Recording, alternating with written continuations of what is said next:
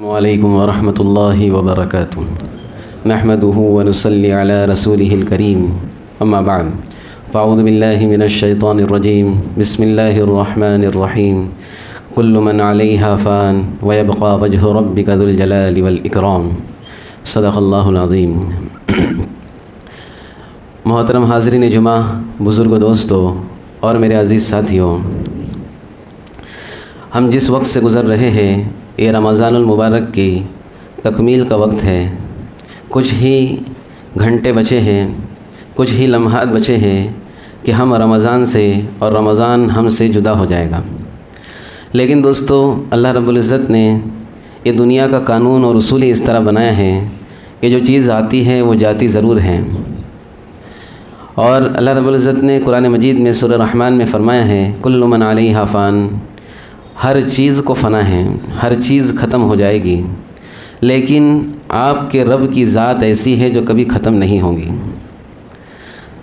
تو اس سے ہمیں دو سبق ملتے ہیں۔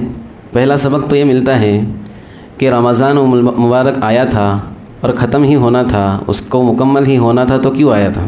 ایک سوال۔ تو اس سوال کا جواب یہ ہے، اس میں سبق یہ ہے کہ رمضان المبارک جو آیا تھا یہ ہم سب کو کامیاب کرانے کے لیے، ہماری ایمان کی سطح کو بڑھانے کے لیے، ہم سب کو طاہر یعنی ہم سب کو پاکیزہ بنانے کے لیے آیا تھا۔ ہم سب کو تقوی نصیب ہو جائے، اللہ کا خوف نصیب ہو جائے اور ہم اعمال کے اعتبار سے آگے بڑھنے والے بن جائیں، اس لیے آیا تھا۔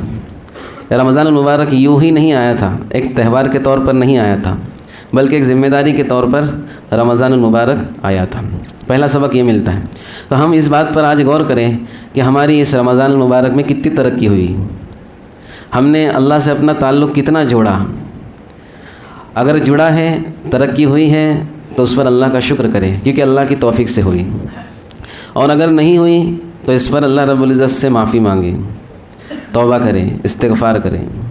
تو پہلا سبق ہم کو یہ ملا۔ دوسرا سبق ہم کو یہ ملتا ہے کہ رمضان المبارک میں ہم نے جس اللہ کی عبادت کی ہے وہ اللہ صرف رمضان المبارک میں عبادت کرنے کے لیے نہیں ہے۔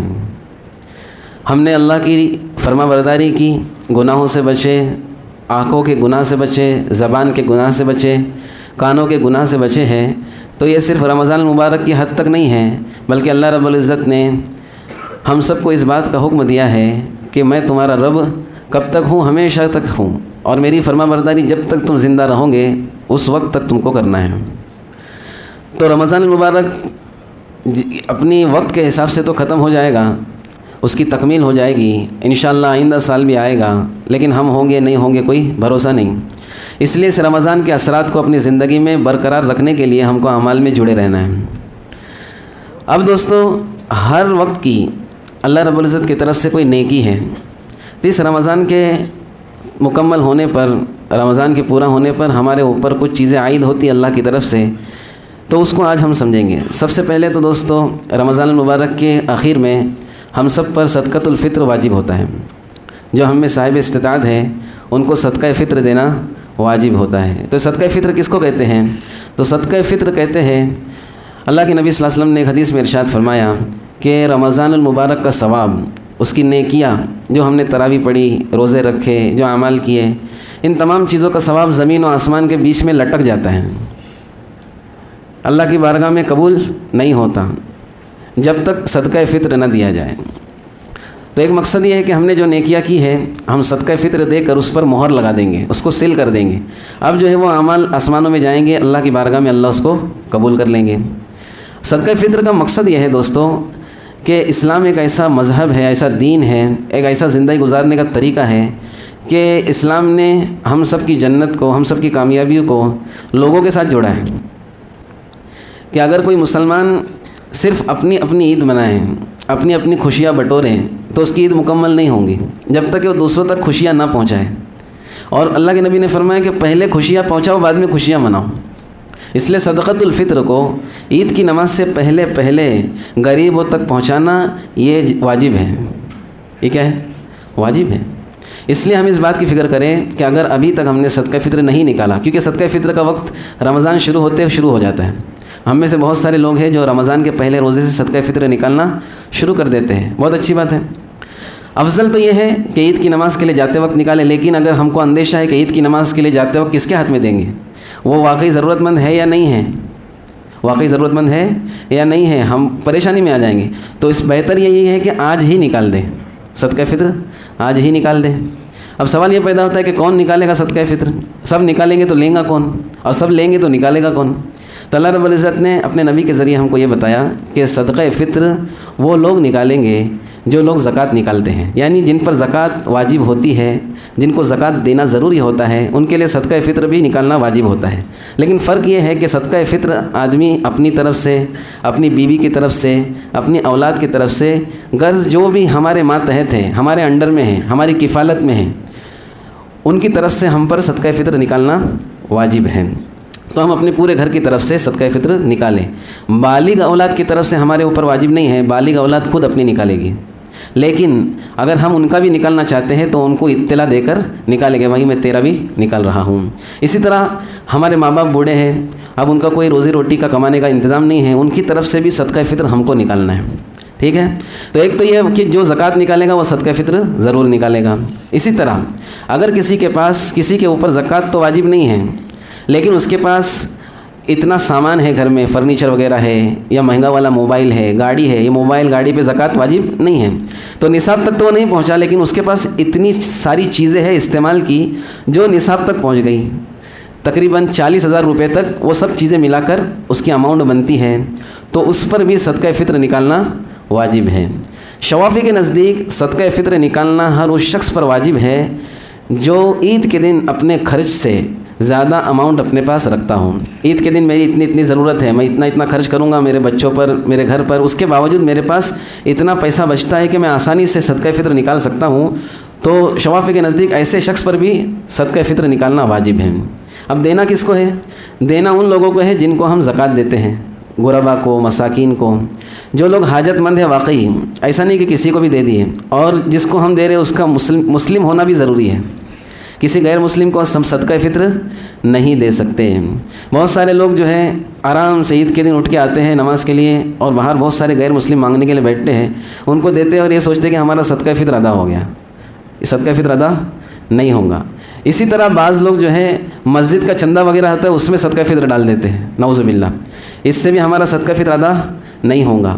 اسی طرح بعض لوگ کسی صاحب استطاعت کو جو خود صدقہ فطر نکالتا ہے اس کے ہاتھ میں چپکا دیتے ہیں، سمجھ میں آ رہی بات؟ جیسے مسجد کے امام صاحب کے ہاتھ میں آ کے دے دیے، لو بولے، تو امام صاحب تو خود نکالتے ہیں صدقہ فطر، تو آپ کا صدقہ فطر ادا نہیں ہوگا، ایسی جگہوں پر نہ دیں، بلکہ صدقہ فطر غریبوں تک پہنچائیں۔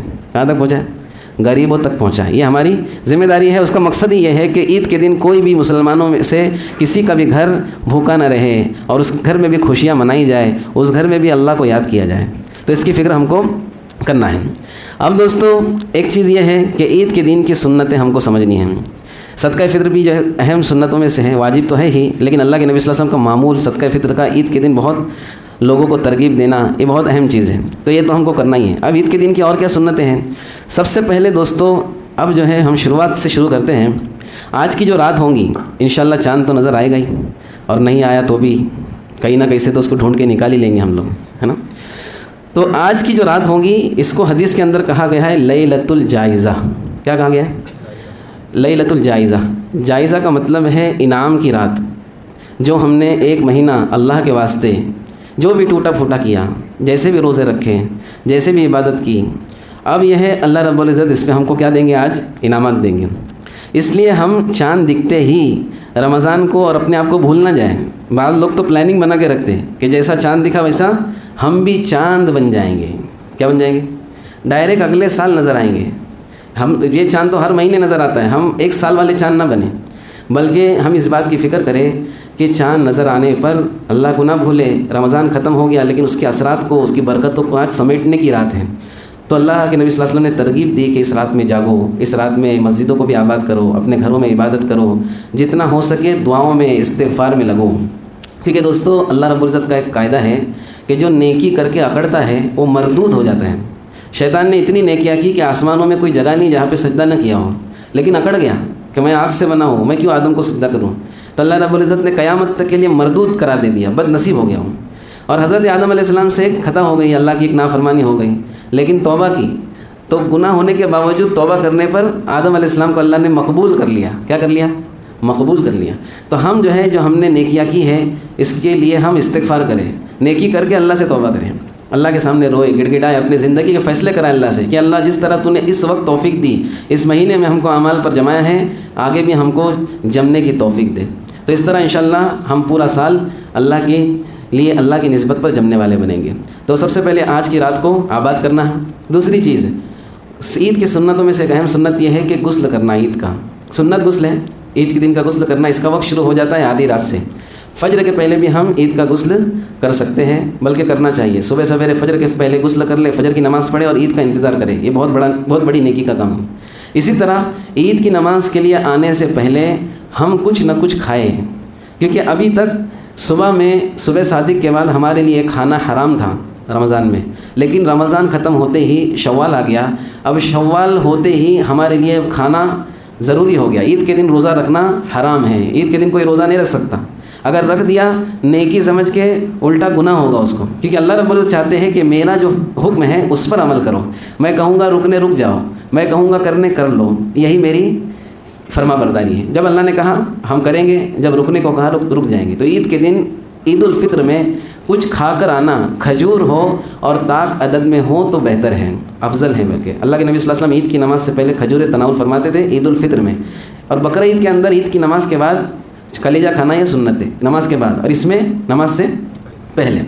اسی طرح خوشبو لگائے. جو جمعہ کے لیے ہم اہتمام کرتے ہیں, ناخن کا تراشنا, بالوں کو بنانا, شریعت کے حدود میں رہ کے زینت اختیار کرنا, اچھا صاف ستھرا لباس پہننا. نیا لباس پہننا ضروری نہیں ہے. بعض لوگ سمجھتے ہیں اگر نیا لباس میسر نہیں ہوا تو عید ہی نہیں ہوئی. ایسا نہیں ہے. اچھا صاف ستھرا لباس ہو, 10 سال پرانا ہو تو بھی چلے گا, لیکن پاکیزگی کا خیال رکھتے ہوئے اس لباس کو ہم پہن کے آئے.